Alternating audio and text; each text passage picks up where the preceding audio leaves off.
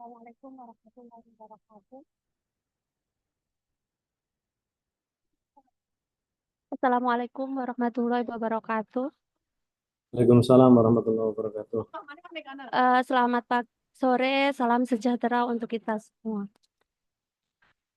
Segala puji bagi Allah atas segala rahmatnya. Saya sampaikan apresiasi yang luar biasa kepada sahabat OJSG dimanapun berada atas kesediaannya untuk hadir di acara OJSG Academic Research Session 3. Acara sore hari ini terselenggara atas kerjasama Humas Jurnal Sunan Giri Ponorogo dan Kampus Insuri Ponorogo. Tema yang diangkat pada sore hari ini adalah menulis buku ajar berbasis RPS bagi dosen, di mana tema ini sangat relevan bagi kita, para akademisi yang terus berupaya menghasilkan buku ajar yang berkualitas untuk kebutuhan mahasiswa dan kurikulum. Sebelumnya saya sampaikan terima kasih kepada sahabat OJSG yang telah meluangkan waktunya untuk hadir di kegiatan sore hari ini. Hari ini kita akan belajar bersama-sama dengan narasumber yang sangat luar biasa, yaitu Bapak Dr. Wahyu Hanapi Putra, seorang akademisi yang berpengalaman dan penulis produktif. Beliau telah menulis banyak buku dan berbagai jurnal bereputasi nasional maupun internasional dengan berbagai bidang keilmuan serta aktif di berbagai kegiatan workshop dan juga kegiatan akademik yang lain. Sekelumit CV beliau, yaitu beliau lahir di Madiun 12 Januari 1989. Bapak dua anak dengan berbagai karya yang luar biasa. Tak lupa saya sampaikan dan ucapkan terima kasih kepada panitia yang sudah bekerja ini.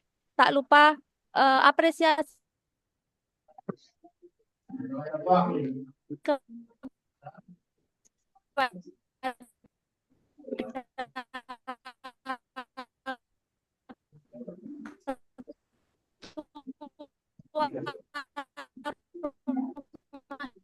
Jurnal OJSG, yaitu Bapak acara pada sore hari ini. Ada beberapa hal yang perlu diperhatikan kepada semua audien bahwa kegiatan sore hari ini dilaksanakan secara virtual. Jika ada pertanyaan ataupun komentar bisa disampaikan secara langsung maupun raise hand. Sebagai moderator, saya akan memastikan diskusi berjalan lancar, dinamis, dan interaktif. Sahabat OJSG dipersilahkan mengajukan pertanyaan jika memang belum paham setelah kegiatan presentasi diselesaikan. Selanjutnya, menginjak acara yang kedua, yaitu menyanyikan lagu Indonesia Raya. Kepada petugas dipersilahkan.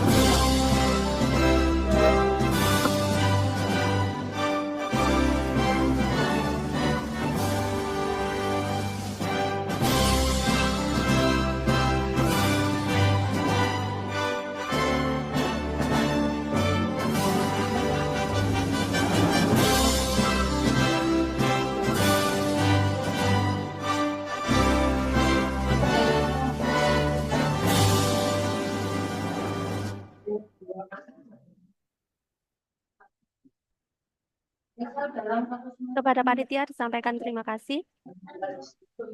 Melanjut acara yang kedua, yaitu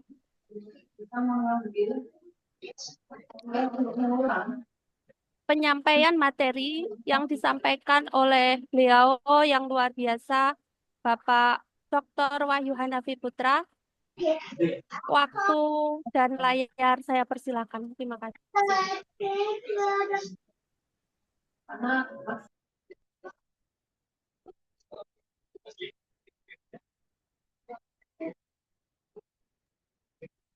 Assalamualaikum warahmatullahi wabarakatuh. Waalaikumsalam. Waalaikumsalam warahmatullahi wabarakatuh.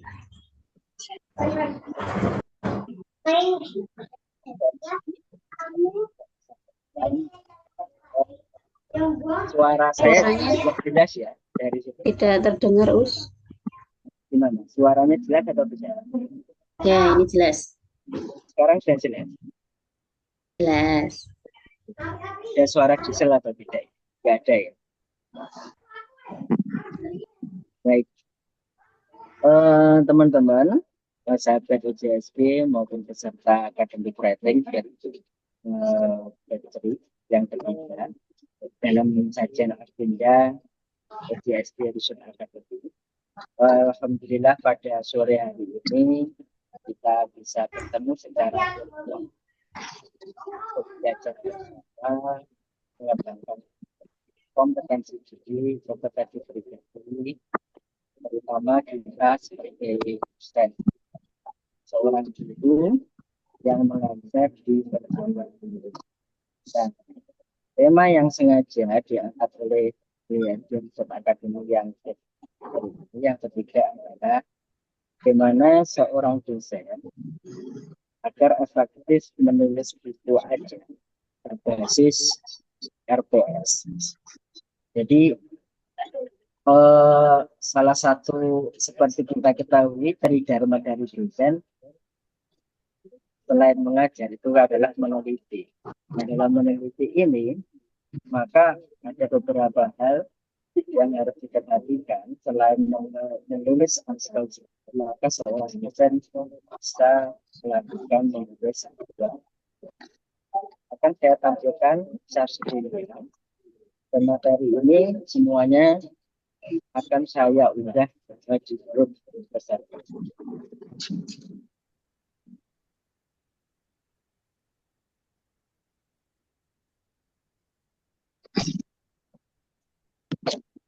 Ya, sudah tampak ya. Apakah sudah tampil? Slide saya sudah tampil ya. Bagaimana?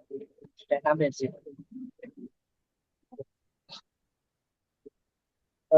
Begini, teman-teman, sahabat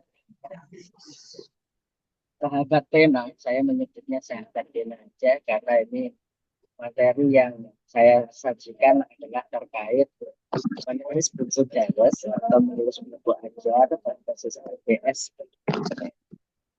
Nah, langsung yang pertama begini, menulis buku ajar berbasis RPS adalah langkah penting dalam menyusun materi pendidikan yang terstruktur dan terstruktur. Buku ajar ini berfungsi sebagai panduan bagi dosen dan mahasiswa serta memastikan bahwa materi yang diajarkan sesuai dengan tujuan pembelajaran. Jadi Bapak, sebenarnya satu hal yang itu cukup efektif bagi dosen selain dia menulis buku, dia harus menulis buku. Meskipun ini tidak wajib, tapi sangat membantu untuk dosen sendiri untuk meningkatkan trust atau meningkatkan kepercayaan dari mahasiswa maupun di dalam dunia akademik. Jadi sangat penting sekali Bapak Ibu kalau menulis buku itu memang sebuah rekognisi pribadi untuk mengembangkan pribadi terutama terkait hal yang bersifat akademik. Saat ini menulis buku itu tidak menjadi tren. Mungkin panjenengan semua tahu bahwa menulis buku itu sekarang sudah kalah dengan yang namanya nulis baju. Guru-guru kita banyak yang menulis buku dengan berbagai tujuan. Nah, dari berbagai macam buku itu, yang paling tepat atau yang paling itu lebih mudah dalam kerangka ilmiah itu adalah buku ujian. Jadi saya akan kelompokkan dulu buku itu. Kalau kita mau menulis buku, ada buku referensi, buku monograf, kemudian buku ajar. Ada 3 itu. Nah, buku referensi, buku monograf, dan buku ajar ini masing-masing ada distingsinya. Nah, kalau kita mengampu sebuah mata kuliah tertentu dalam 1 semester, maka lebih tepat itu untuk menulis buku yang kita ajarkan sendiri. Namanya kita mengajar mata kuliah statistik, maka rigiditas keilmuan kita bisa diukur dengan membuat karya buku mengenai statistik, dan itu menjadi pedoman mahasiswa. Mengajar mata kuliah agribisnis, maka tulis saja sebagai seorang dosen menulis mata kuliah agribisnis itu sampai itu sangat penting sekali. Nah, terus ini buku ajar, ada perbedaan fundamental antara buku ajar dan bahan ajar. Kalau buku ajar itu memuat materi yang sangat sistematis dan luas. Sedangkan kalau bahan ajar itu segala bahan untuk membuat KBM. Umpamanya panjenengan membuat bahan ajar dengan berbagai sumber video, tanpa materi dan sebagainya, tidak bisa disebut sebagai buku ajar. Tetapi bahan ajar, kalau buku ajar itu memang harus berbentuk mau cetak maupun elektronik. Saat ini buku cetak itu sudah jarang dibaca oleh mahasiswa kita. Panjenengan bisa mengamati sebagai dosen, mahasiswa semester 1 sampai 2 yang kesana kemari membawa buku cetak, kan tidak ada. Kenapa demikian? Karena mereka sudah disajikan oleh berbagai platform dunia digital, tetapi tidak untuk literasi. Mereka lebih banyak menggunakan untuk entertain. Jadi Bapak Ibu bisa cek saja mahasiswanya yang belajar. Mereka tidak bawa buku, punya HP pun tidak untuk literasi, tapi untuk entertain. Sehingga mereka dampak pengetahuannya, dampak literasinya sangat lemah. Akan tetapi kita bisa mensiasati konsumsi literasi yang tepat untuk saat ini adalah buku elektronik. Nah, ini sangat berbeda lagi dengan bahan ajar. Maka bahan ajar itu tidak dimaksudkan seperti itu. Nah, terus kemudian kalau buku ajar itu menyajikan materi lengkap untuk 1 mata kuliah yang dibahas selama 1 semester. Jadi panjenengan umpamanya hari ini mata kuliah pengantar manajemen, maka siapkanlah salah 1 semester ini untuk menulis buku pengantar manajemen yang nanti tahun depan bisa Anda gunakan ketika dapat mata kuliah ini kan untuk mengajar. Saya sendiri juga begitu. 70% mata kuliah yang saya ajar itu sudah menggunakan buku saya. Jadi tidak merujuk dari buku yang ditulis oleh orang lain. Ini buku ajar dan yang manajemen. Setelah materi ini saya sampaikan, nanti akan saya sajikan praktek step by step bagaimana cara menulis agar menjadi sebuah wacana yang menarik. Selanjutnya adalah ini loh Pak. Buku ajar itu beda dengan buku monograf dan buku referensi. Panjenengan harus bisa membedakan dulu distingsi antara modul, monograf, referensi, dan buku ajar. Ini sangat berbeda. Kalau buku monograf itu biasanya adalah hasil penelitian konversi ke dalam sebuah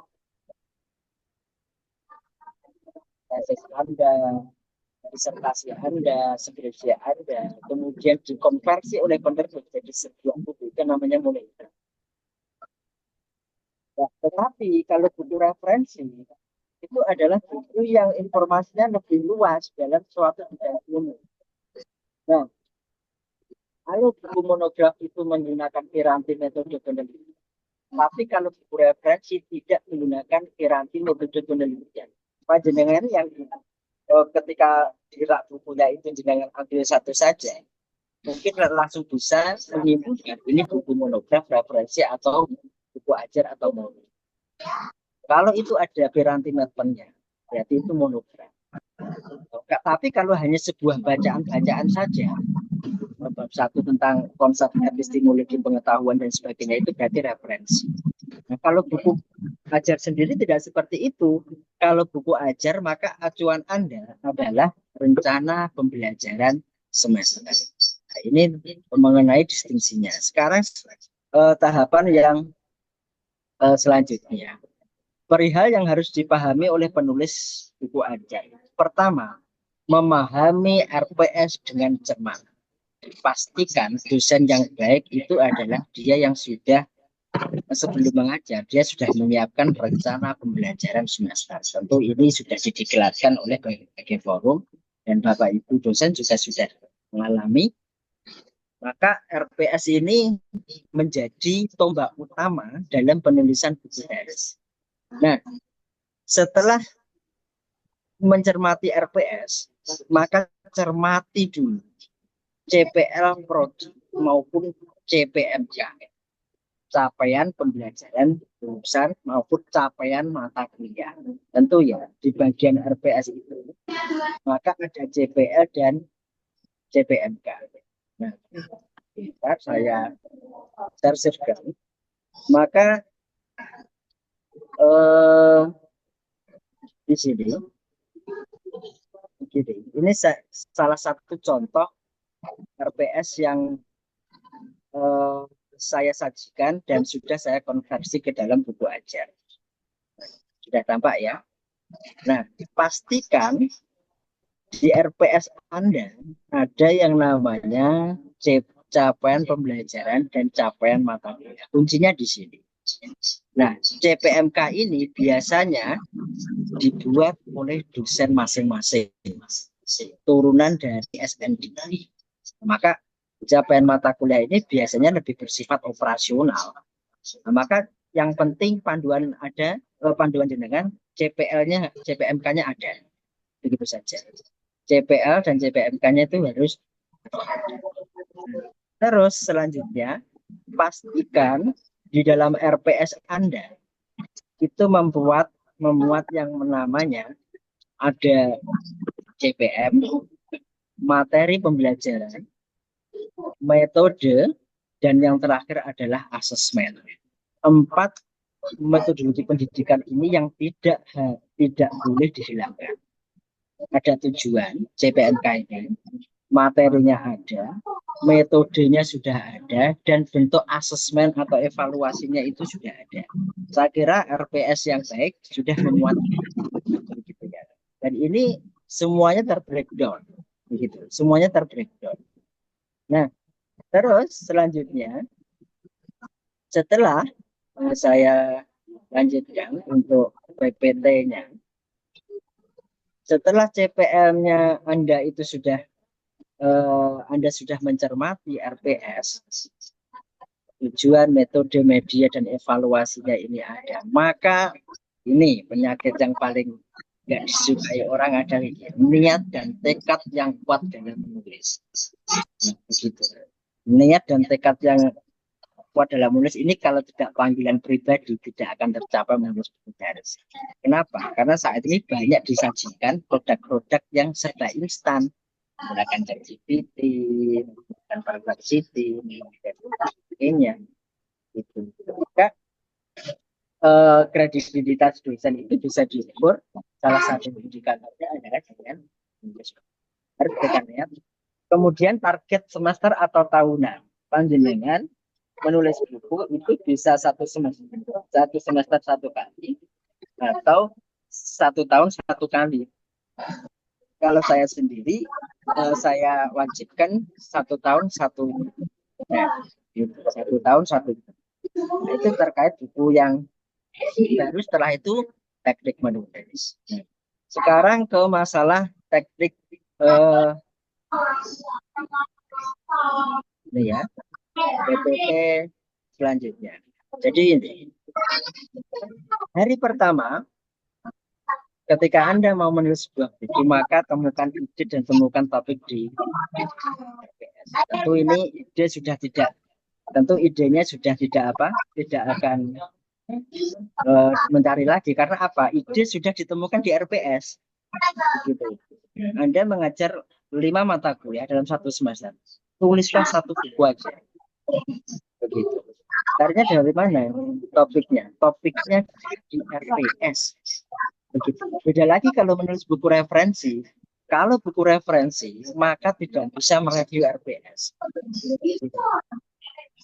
Nah, maka tidak bisa mereview RPS. Bagaimana caranya? Kalau Anda mau menulis buku referensi, maka lihatlah tema-tema krusial sekarang.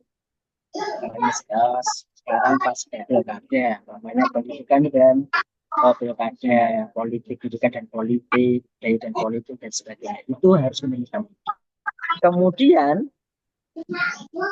hari kedua cukup riset dan kumpulkan informasi. Hari kedua Anda bisa melakukan riset dan mengumpulkan informasi. Dari mana saya harus riset dan mengumpulkan informasi? Maka Anda bisa membaca beberapa Anda kan ini Bapak Ibu ketika mengajar di dalam 1 semester, kalau dengan metode klasik itu kan menggunakan makalah, benar kan? Nah, makalah-makalah yang sudah disajikan oleh mahasiswa dalam 1 semester, 13 pertemuan, 11 pertemuan, 12 kali pertemuan itu sebagai informasi dasar untuk menulis buku. Gitu. Nah, jadi Anda sudah mereview RPS, CPL-nya sudah ada, CPMK-nya sudah ada, maka baru membuat outline. Jadi saya sajikan seperti ini. Umpamanya seperti ini. Di dalam, saya share-kan lagi.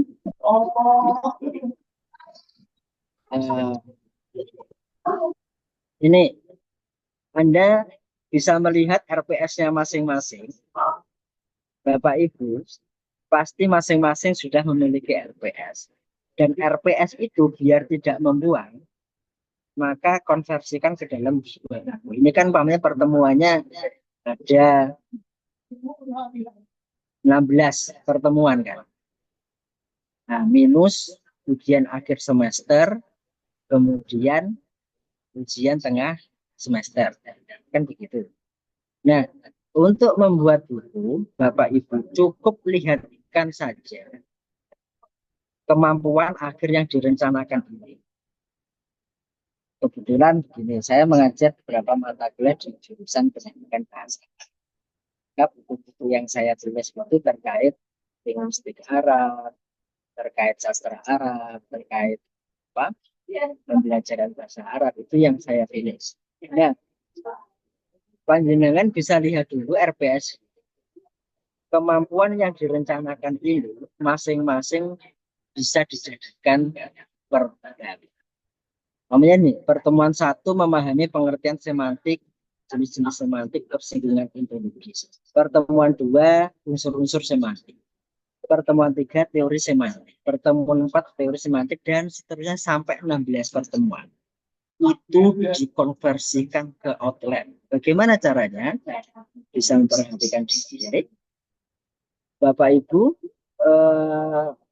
bisa membuat outline. Seperti apa outline-nya? Jadi langkah pertama setelah mereview RPS sudah, CPMK-nya sudah ada, idenya sudah ketemu, mau menulis buku tentang apa sudah ketemu. Yang ketiga, menyalin capaian CPNK CPL tadi ke dalam bentuk outline. Bapak Ibu, ini namanya outline, belum daftar isi. Kalau outline itu masih kalau dalam tesis dan disertasi itu kan namanya sistematika pembahasan. Maka ini namanya kalau dalam buku namanya outline, baik itu buku referensi, monograf, buku ajar itu namanya adalah outline. Nah ini bisa panjenengan kreasikan sendiri, begitu. Bagian pertama bab 1 apa, bab 2. Pokoknya bab 1 tadi mengenai tentang hakikat dan pengertian sendiri. Maka saya kreasikan sendiri, saya buat pendahuluan, saya buat hakikat, saya buat jenis-jenis, 4 manfaat mempelajari, yang kelima kesimpulan. Itu. Anda jangan menulis buku dulu kalau outline-nya belum selesai. Begitu kan apa? Akan menjadi rancu. Jadi kerangkanya harus selesai dulu. Outline-nya harus selesai dulu sebelum Anda menulis. Nah, bagian kedua, namanya 3 teori fundamental atas makna.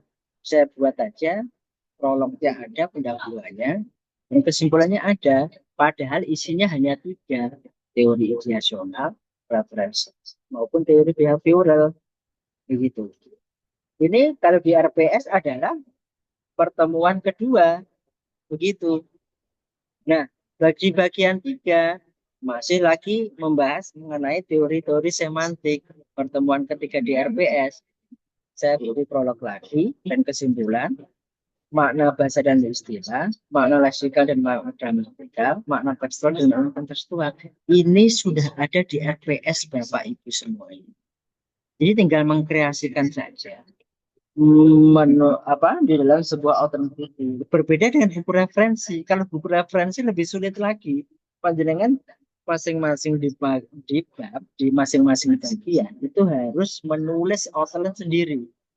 Begitu, apa yang cocok, apa yang kira-kira. Itu jenengan selesaikan sampai bagian 3, bab 4, bab 5, sampai terserah. Kalau saya pakai sampai bagian 10. Idealnya sampai 12 jam. Kenapa? Biasanya pertemuan efektif mahasiswa itu sampai 12 kan. 12 pertemuan untuk mengajar. Nah, itu kan bisa dikurangi UTS, UAS, kemudian ada pengumpulan tugas dan sebagainya. Tapi kalau sudah sampai 10, itu sudah tepat. Begitu. Ini hasil konversi dari RPS tadi. Di CPMK RPS itu menjadi outline sebuah. Nah, ini adalah konversinya. Nah, langkah selanjutnya, Bapak Ibu, ketika panjenengan sudah mengkonversi, berhasil mengkonversi di RPS CPMK tadi menjadi sebuah outline, maka Anda harus di hari keempat memulai menulis draft awal atau ide pokok per paragraf. Ya, menulis buku itu yang sulit adalah menulis kalimat penjelas. Itu yang sulit. Maka caranya bagaimana? Cukup tuliskan awal ide pokok per paragraf. Saya contohkan di sini. Nah, jadi Bapak Ibu, yang saya tulis, beberapa buku yang saya tulis, saya menggunakan teknik tadi. Jadi, namanya seperti itu, saya contohkan. Tampak ya. Tapi yang saya contohkan adalah mengenai buku semantik atau pengantar ilmu makna dalam studi bahasa atau linguistik. Nah, maka bagian 1 atau bab 1 ini sesuaikan dengan outline tadi. Yang pertama, subbabnya jenengan tulis di sini. Umpamanya bab pendahuluan mau ditulis, begitu ya, mau ditulis, maka Anda tuliskan saja biar idenya pokok paragraf ini tidak hilang. Tulislah 1 atau 2 kalimat utama. Di dalam satuan paragraf itu kan ada kalimat utama dan kalimat penjelas yang sifatnya adalah kohesi, nyambung, kan begitu. Maka Anda nulisnya adalah bisa dengan metode deduktif. Bagaimana dengan menggunakan metode deduktif? Anda tuliskan ide pokok paragraf itu di masing-masing paragraf. Paragraf pertama, saya menulis ide pokoknya 2 kali. Habis itu tidak saya lanjutkan. Karena apa? Untuk membuat pengembangan ide pokok paragraf ini membutuhkan pemikiran yang agak kritis dan eksplanatoris. Begitu. Maka tinggalkan saja dulu. Begitu. Anda bisa beralih ke paragraf kedua, tulis saja ide pokok paragraf yang kedua. Namanya tadi saya membahas diskursus ilmu bahasa. Ide pokok paragraf kedua saya adalah mengingat memiliki bahasa dalam tinjauan filsafat. Saya tuliskan 2 kalimat itu. Yang lain belum tampak. Begitu. Karena kalau Anda menyelesaikan menulis buku ajar 1 paragraf, saya yakin paragraf 2 masih nyambung, 3 nyambung. Paragraf 4, 5, 6, dan seterusnya ide Anda akan hilang. Maka Bapak Ibu bisa tuliskan dulu paragraf masing-masing ide pokok paragraf per paragraf. Yang kedua sudah selesai. Yang penting ini ada koherensi ya. Antara yang dibicarakan di paragraf 1 dengan paragraf 2 itu ada koherensi. Nyambung. Begitu. Jangan sampai menulisnya tidak menyambung. Begitu. Lanjut saja ke paragraf ketiga. Namanya setelah itu saya mengutip dari Perancis Wolf istilah semantik untuk pertama kalinya pada tahun 883. Klasik ini. Semantik sepakati sebagai istilah yang digunakan untuk bidang linguistik yang mempelajari tanda-tanda linguistik dan hal yang ditandai. Sudah cukup itu saja, jangan dikembangkan. Begitu. Nah, lanjut lagi sampai ke keempat, kelima, dan keenam, dan seterusnya sampai ke subbahasan yang terbaru. Nah, subbahasan yang terbaru ini, Bapak Ibu, panjenengan bisa lihat di outline-nya. Apa subbahasan saya yang bagian kedua itu apa? Ternyata saya menuliskan hakikat dan pengertian. Saya tuliskan ide pokok paragraf saja, tidak saya lanjutkan. Kemudian paragraf kedua saya tuliskan ide pokok lagi. Paragraf ketiga ide pokok lagi, mengutip beberapa pemikiran, filsuf dan sebagainya. Sampai dengan nanti ke bertemu subbab selanjutnya, jenis-jenis. Itu sampai selesai ke dalam tahapan 1.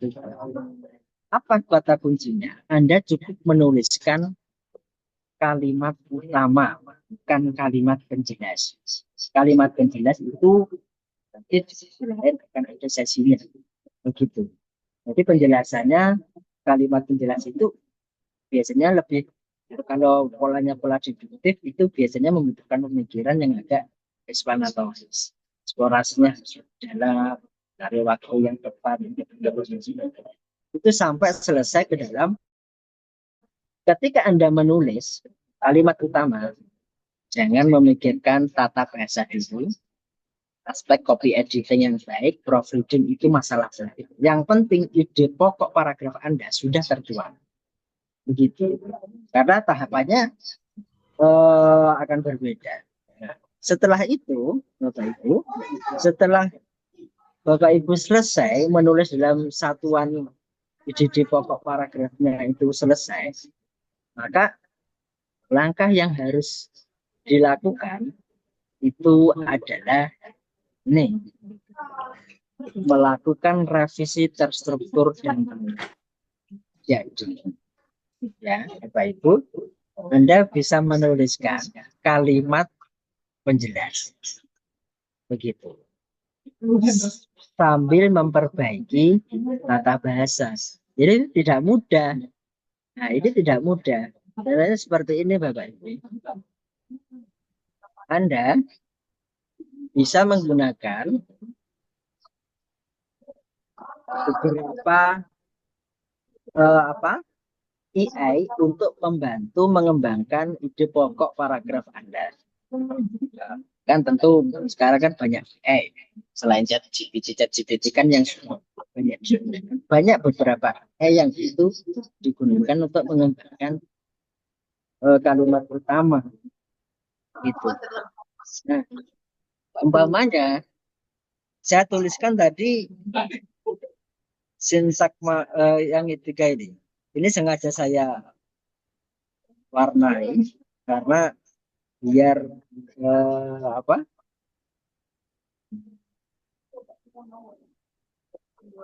Nah, ini untuk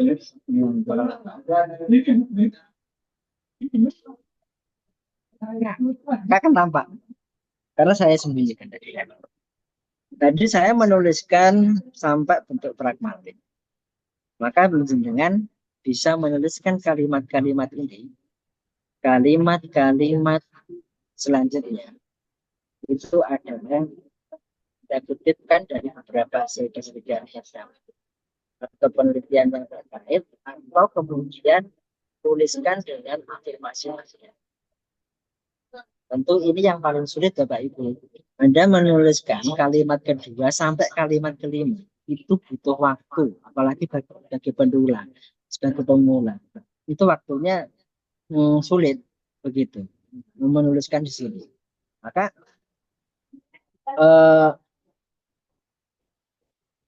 ini setelah jenengan selesai, ini sudah tampak semua, kalimat utamanya sudah ada.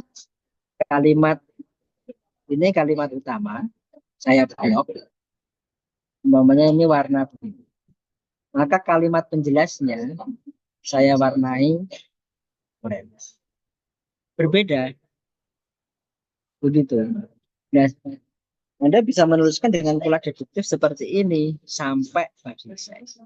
Baru setelah itu selesai, maka lakukan copy editing dan proofreading. Tata bahasanya ditata, kemudian kalimatnya nyambung nggak, SPOK-nya ada tidak, maka panjenengan bisa meminta bantuan ke teman untuk memperbaiki tata bahasa atau menggunakan beberapa AI yang itu bisa digunakan. Nah, kemudian Bapak Ibu, ini terkait apa? Setelah Anda melakukan revisi terstruktur dan memperbaiki bahasa dan gaya tulisan, tentu kalau bahasa Indonesia menggunakan KBBI ya, yang standar, atau merujuk pada PUEBI yang terakhir itu menggunakan proofreading dan finalisasi. Nah, ini waktunya juga agak lama Bapak Ibu. Anda menulis satu semester satu buku itu sudah top. Berapa biasanya idealnya? Kalau saya itu biasanya pasti saya hitung dalam satu paragraf itu tidak lebih dari 15 alinea, maksimal 15 alinea. Sehingga dalam komposisinya antara bab 1, bab 2, dan bab 3 itu sama begitu. Maka Bapak Ibu, umpamanya bab 1 5.000 kata, bab 2 5.000 kata, bab 3 5.000 kata, maka komposisinya ketika dibaca itu enak. Itu dibaca itu enak. Terus kemudian ini ada beberapa IE Bapak Ibu yang bisa digunakan. Anda sekarang memasuki tipologi penulis yang harus berbantuan IE untuk mengembangkan ide pokok. Kita tidak seperti Ibnu Sina, Ibnu Rus, Al-Ghazali pada saat itu yang ingatannya itu sangat kuat sehingga mereka menulisnya itu berbasis literatur. Kita juga bisa mengembangkan penulisan berbasis literatur itu menggunakan beberapa IE. Contohnya adalah SCI Space.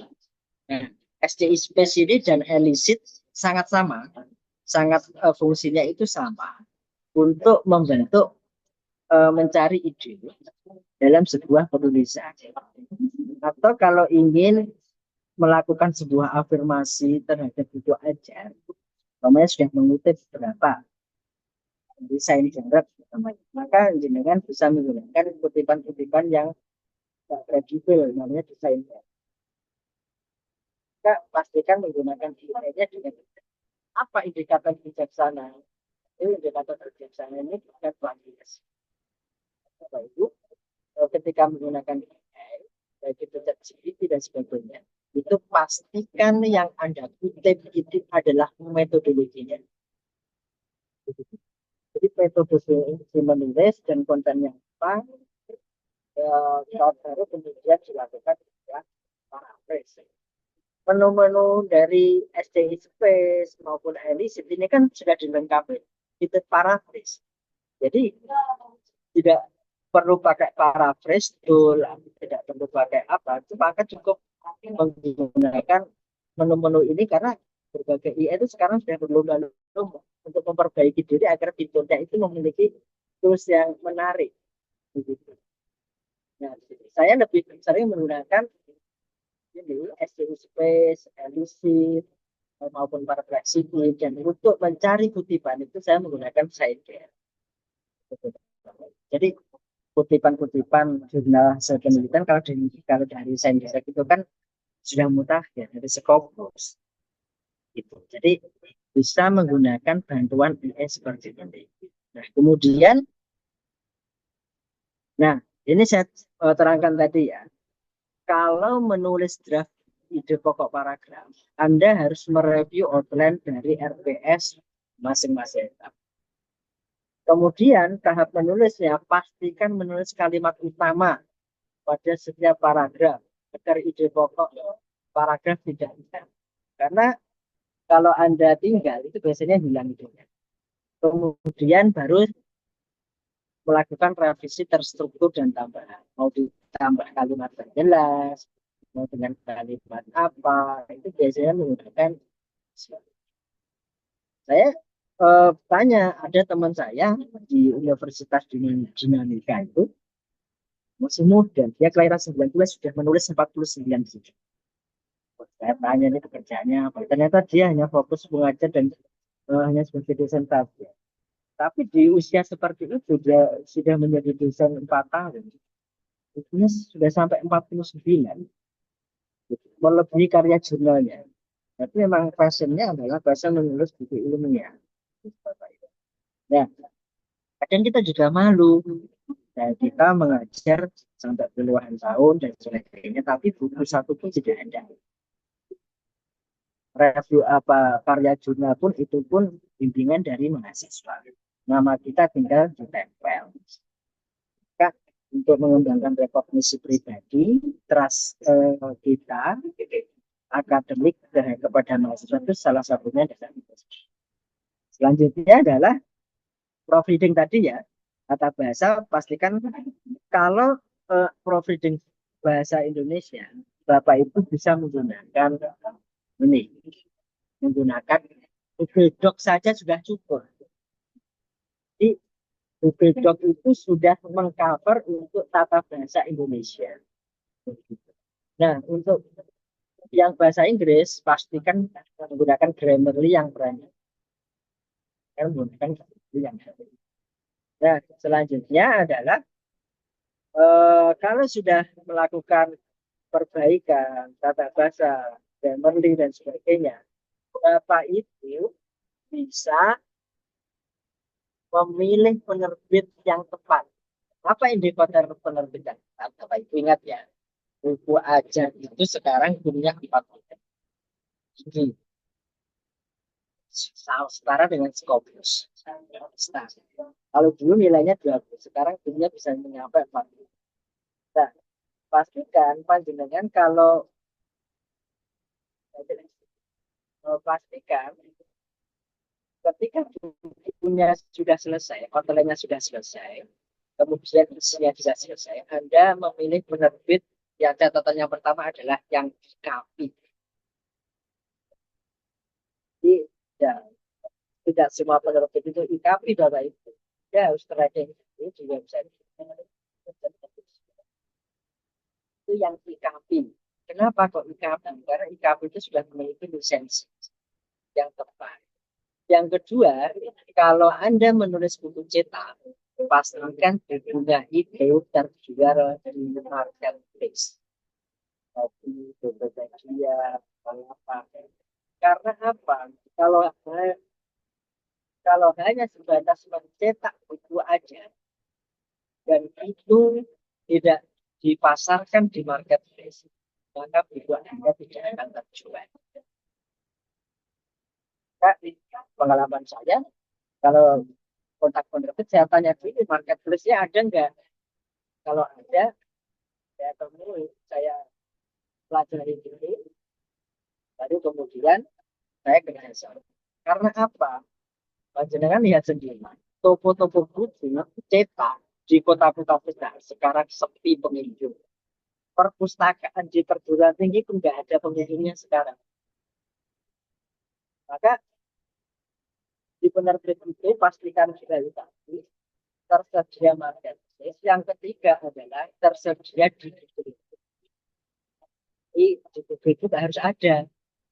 Penerbit ditanya, ini bisa di buku nggak? Kalau nggak ya tinggalkan. Kenapa? Karena kalau nggak ada di buku, karya Anda tidak bisa tersitarasi secara tidak akan menaikkan rating di buku. Sekarang penerbit sudah berlomba-lomba coba itu menyediakan platform digital, kemudian ada di marketplace-nya juga ada, kemudian di buku-bukunya itu juga gitu ya. Nah, untuk standar penulisannya itu biasanya menggunakan paket spesifik. Dan itu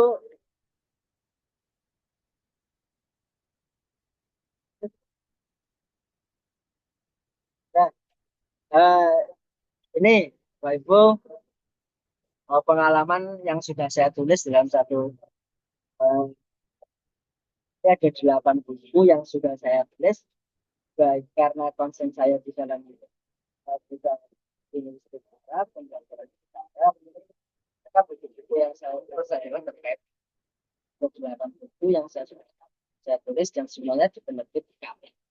Ini saya targetkan 1 tahun itu adalah satu. Ini selanjutnya adalah thank you.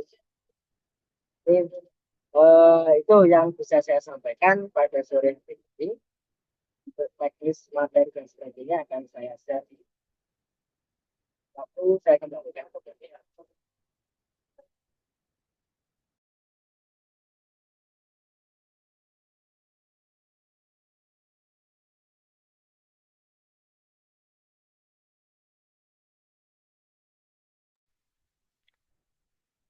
Terima kasih disampaikan kepada beliau. Saya kira sudah cukup runtut materi yang disampaikan beliau mulai dari pra penulisan buku ajar hingga sampai pada proses penyelesaian buku layak untuk dicetak. Acara selanjutnya adalah diskusi. Silahkan bagi sahabat OJSG yang ingin menyampaikan saran, masukan maupun pertanyaan, bisa langsung raise hand maupun chat di kolom komentar. Untuk sesi pertama kita buka 3 penanya. Monggo silahkan dari sahabat-sahabat yang ingin bertanya dipersilahkan.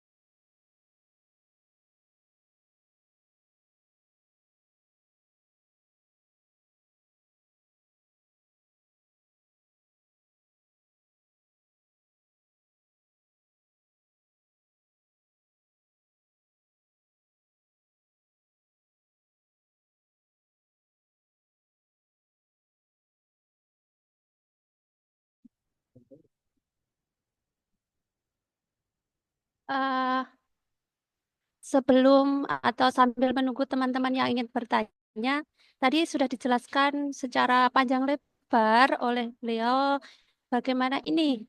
Terima kasih. Ada satu chat masuk dari sahabat Nurul Hasanah. Beliau bertanya tentang yang pertama adalah adanya latihan soal di materi gini, pertanyaan pertama beliau adalah adanya latihan soal di tiap materi wajibkah? Itu yang pertama. Yang kedua, penulisan referensi sebaiknya tiap bab atau akhir. Saya kira ini dijawab dulu nggih, sebelum ada pertanyaan berikutnya untuk mempersingkat waktu kepada pemateri Bapak Wahyu Hanafi Putra dipersilahkan untuk menjawab pertanyaan. Terima kasih, Pak MK, atas pertanyaannya. Yang pertama begini, Bapak Ibu, terkait buku ajar. Perbedaan buku ajar dan monograf dan referensi kan tadi saya sebut. Kalau buku ajar harus mengikuti langkah-langkah metodologi pendidikan. Apa itu? Yang pertama ada tujuan, ya kan? Ada materi, kemudian ada sistem evaluasinya. Nah, mengenai soal latihan itu setiap materi wajib atau tidak, jenengan bisa lihat dulu. Kalau mata kuliah itu mata kuliah yang sifatnya kognitif, maka soal-soal tertulis latihan di dalam buku ajar itu ada.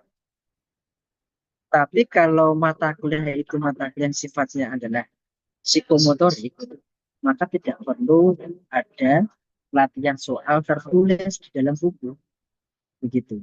Jadi buku ajar di situ dilihat dulu mata kuliah ini orientasinya ke kognitif, psikomotorik, atau kepada aspek afektif dan sebagainya. Namanya begini, di dalam pembelajaran bahasa itu ada yang namanya maharoh kalam atau keterampilan berbicara. Maka saya tidak perlu menyajikan soal-soal latihan tentang keterampilan berbicara itu secara tertulis.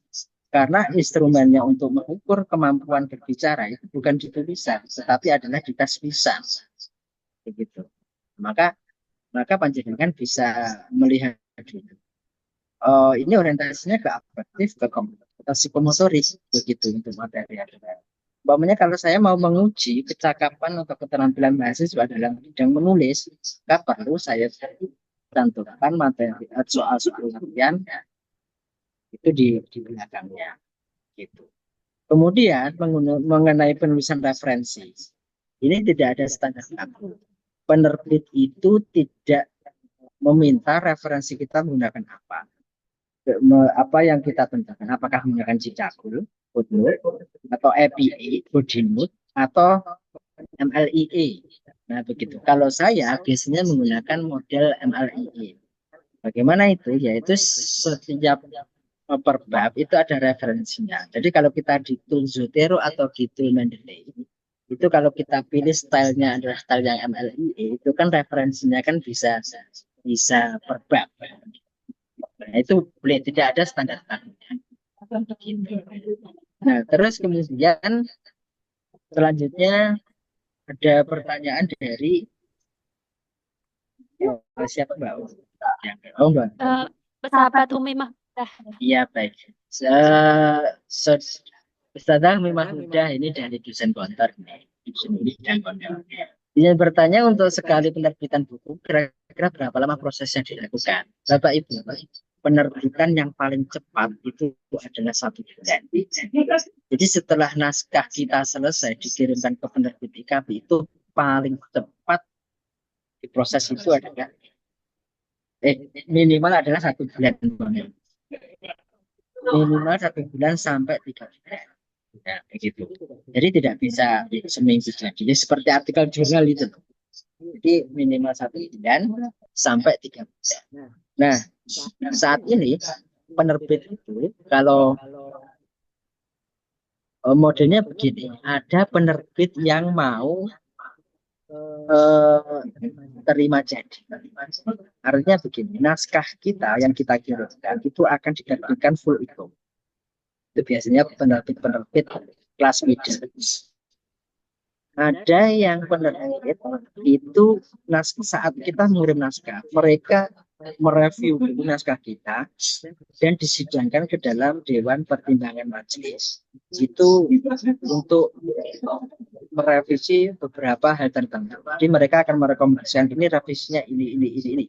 Itu biasanya penerbit yang sudah kredibel seperti penerbit Salemba, Pustaka Pelajar, kemudian penerbit Gramedia, itu biasanya seperti itu. Nah, itu bukan menjadi tolak ukur karya kita itu bagus atau tidak. Kita menerbitkan di penerbit middle aja, itu biasanya ada apa? Ada apa? Sudah baik. Yang penting kalau saya itu bisa dipasarkan secara online, secara dengan gitu. Itu pertanyaan dari Ustazah Himah. Yang pertanyaan ketiga, Sementara ini ada chat dari Mbak NK. Selamat hari ini katanya gitu. Maaf ini ada sedikit ya, sambil pertanyaan selanjutnya.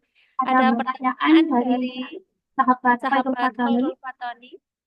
Bisa dijelaskan Ustadz, kalau dari sisi ekonomisnya seperti apa, modal berapa dan keuntungan berapa? Itu pertanyaan dari sahabat Khairul Fatoni. Mungkin bisa langsung dijawab sebelum menginjak ke pertanyaan selanjutnya. baik Bapak Ibu, sekarang kita membahas hal yang sifatnya pragmatis, dan itu sangat bagus sekali. Berapa apa terkait manfaat ekonomisnya, modal berapa dan keuntungan berapa? Prinsip dasar dalam menulis buku itu tidak ada kebanggaan secara materi, itu prinsip. Tetapi ada kebanggaan secara moral, secara rekomendasi. Akan tetapi tidak menutup kemungkinan materi juga perlu dihitung-hitung. Menulis buku referensi, monograf dan buku ajar, yang paling menguntungkan dalam sisi ekonomi adalah buku ajar. Kenapa? Kita punya mahasiswa lagi pasarnya jelas. Gitu. Namanya nih di kampus-kampus besar atau Bapak Ibu yang mengajar satu mata kuliah, itu 4 kelas. Satu kelas mahasiswanya 25. Kan sudah 100 itu. Begitu. Pengalaman saya mengajar di Fakultas Ekonomi dan Bisnis Islam sampai di kelas, satu kelas sampai 30, dan itu menggunakan buku yang saya tulis begitu. Nah, modal berapa dan keuntungan berapa? Biasanya Bapak Ibu penerbit itu kalau kelasnya kelas middle sudah IKP, sudah ada marketplace, sudah ada Google Book, itu cetaknya bukan berdasarkan aturan. Artinya apa? Kita mau cetak berapa, mereka melayani. Umpamanya begini penerbit yang saya pernah pengalaman di Pabrika Institute. Saya mau cetak 100 eksemplar, mereka melayani. Saya mau cetak 5 eksemplar, mereka melayani. Begitu. Tapi kalau penerbit kelas atas seperti Salemba, Pustaka Pelajar, Gramedia, mereka nggak mau. Minimal rata-rata biasanya 1.000 dan sebagainya. Begitu. Jadi nah di kelas middle tadi modalnya berapa? Namanya satu buku itu biasanya kalau kita cetaknya semakin banyak kan semakin murah. Namanya modalnya 100 eksemplar, hanya biaya 4 juta. Ternyata pasar di kelas kita mahasiswa itu ada 14. Maka bisa keuntungan itu lebih dari 50%. Buku itu ya setipis-tipisnya buku dijual 50.000, sekarang itu sudah laku Bapak Ibu. Anda punya buku minimal itu 130 halaman, ini 100 halaman aja. Itu yang jenengan jual 50.000 per eksemplar, itu sudah rasional. Nah, 100 lembar itu kalau di penerbit harganya hanya 18.000 rupiah. Kertasnya sudah kertas putih, sampulnya sudah sampai besar, paketnya paket. Jadi keuntungannya sudah di atas 100%. Begitu. Nah ini kalau strategi marketingnya ke mahasiswa dipakai bahasa-bahasa eufemisme lah ya. Bahasa-bahasa bukunya wajib ini, silakan beli. Jangan menggunakan bahasa-bahasa yang seperti ini. Nah, jadi misi kita harus kita sembunyikan. Umpamanya seperti ini, Bapak Ibu, untuk Jadi mahasiswa selama 1 semester ini itu ajarnya adalah silakan ambil di Mbak ini. Mereka akan mencari sendiri harga, mereka akan tahu sendiri. Yang penting Anda bilang saja besok minggu depan materinya sudah menggunakan mereka tanpa mencari bagaimanapun akan sendiri untuk S1. Kalau S2, S3 tentu nggak akan perhitungan. Itu. Terus selanjutnya ada pertanyaan lagi Mbak dari yang Ustazah Dwi Astuti. Iya. Kalau Oke. bertanya, mohon maaf Ustadz, jelaskan untuk kalimat penjelas menggunakan AI dan harus kita olah lagi, nggih. Maksudnya bagaimana itu bisa dijelaskan? Oh, ini pertanyaan dari Bu Dwi Astuti. Kalimat penjelas menggunakan AI dan harus kita olah lagi. Ya, tentu. Anda menggunakan menulis kalimat penjelas menggunakan AI, ChatGPT atau Perplexity atau AI yang lain yang itu harus dengan olah lagi. Begitu. Artinya bisa melakukan paraphrase, bisa melakukan kutipan ulang lagi, kemudian memberikan afirmasi. Yang penting tidak murni dari IR langsung dengan kopas itu tidak boleh yang seperti itu. Ya. Yang tidak boleh itu yang dari IR langsung dikopas murni itu akan terkena senioritas. Tapi kalau di IE kita hanya sebatas mencari ide pokok, mencari pengembangan itu diperbolehkan. Itu diparafras lagi ya. Karena parafrasnya kan sudah ya itu. Terus kemudian komposisi menulis yang ideal satu paragraf biasanya selama musuh ini tidak ada ukuran standar Bapak. Agar komposisi buku kita itu enak dibaca dan itu ketika dicetak itu halamannya antara bab 1 dan bab 2, bab 3 itu tidak terpaut jauh. Satu paragraf itu di ukuran Microsoft Word kita itu adalah 15 gitu ya. Satu paragraf 15 saja, paragraf lagi 15 saja, itu akan mengembangkan selama jadi per bab itu akan ideal. Yang tidak ideal itu adalah paragraf 1 10 halaman, paragraf 2 30 halaman. Itu tidak ideal. Ketika menjadi sebuah buku itu akan tidak ideal. Jadi secara teknis sudah perlu diperhatikan. Baik itu.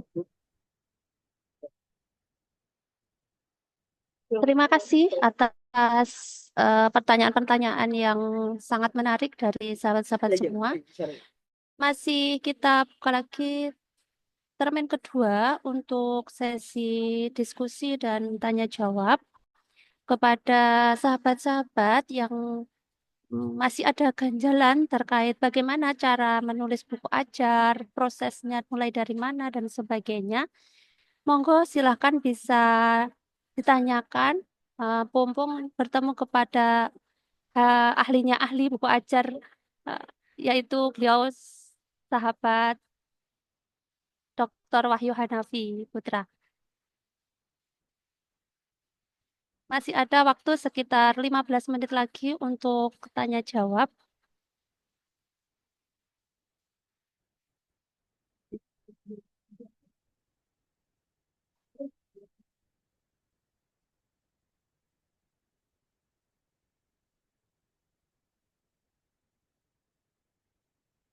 Ya, silakan Bapak Ibu. Nah, ini juga ada penulis-penulis buku di sini. Hari Nesti ini juga penulis buku ini. Mbak Nur Hasanah ini juga penulis buku ini. Monggo silakan atau sharing.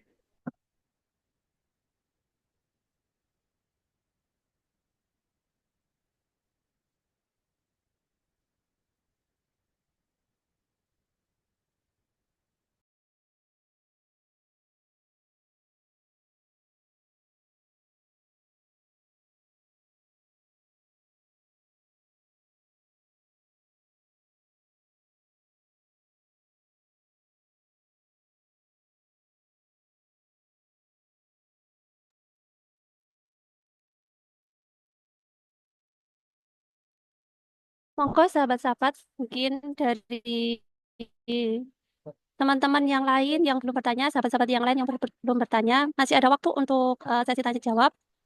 Sebelum kita lanjut ke acara selanjutnya, yaitu foto bersama dan juga statement conclusion dari moderator. Monggo Mbak Nur Hasanah yang mau bertanya lagi. Atau sahabat Trinesti yang sekarang lagi mudik, boring, nggak ada pertanyaan, silakan Silakan. bertanya. Ya.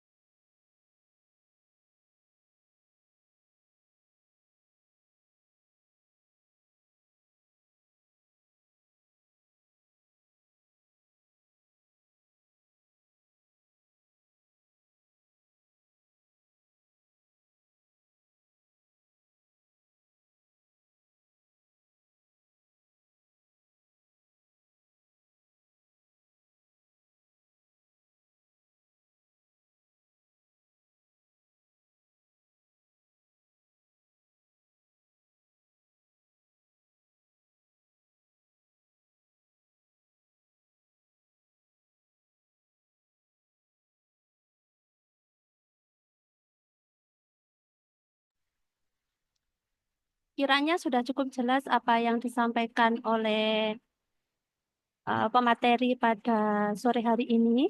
Sebelum penutupan, monggo semuanya untuk menyalakan kamera masing-masing. Kita foto bersama sebagai bukti dokumentasi kegiatan pada sore hari ini.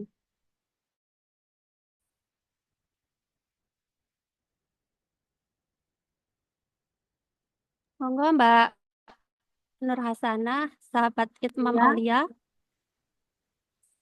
sahabat Dr. Ari Wijayanto, Dr. sahabat Maria tadi, dan sahabat yang ayo serta sahabat-sahabat yang lain, silakan menyalakan kamera masing-masing.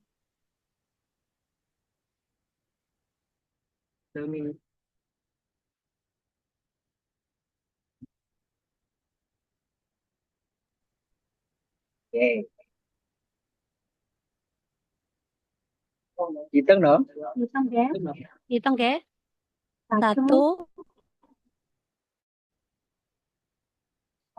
satu, Dua. dua, tiga.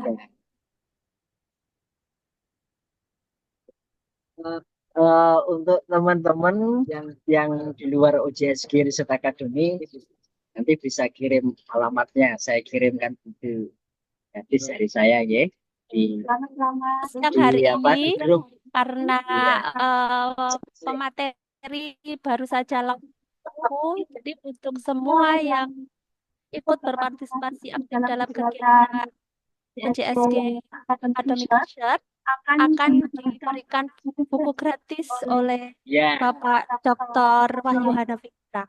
Jadi nanti saya kirimkan. kirimkan alamat masing-masing ke grup WA yang sudah ada. Nanti akan kami kirimkan ke alamat masing-masing. Seperti itu. Saya kira kita telah sampai di penghujung acara workshop online pemeriksaan buku ajar bagi dosen. Kami mengucapkan terima kasih yang sebesar-besarnya kepada para narasumber atas ilmu dan partisipasi yang telah dibagikan, serta kepada seluruh peserta yang telah berpartisipasi aktif sepanjang kegiatan ini. Semoga ilmu yang telah kita peroleh dapat menjadi bekal berharga dalam menghasilkan buku ajar yang berkualitas, relevan dan bermanfaat bagi masyarakat.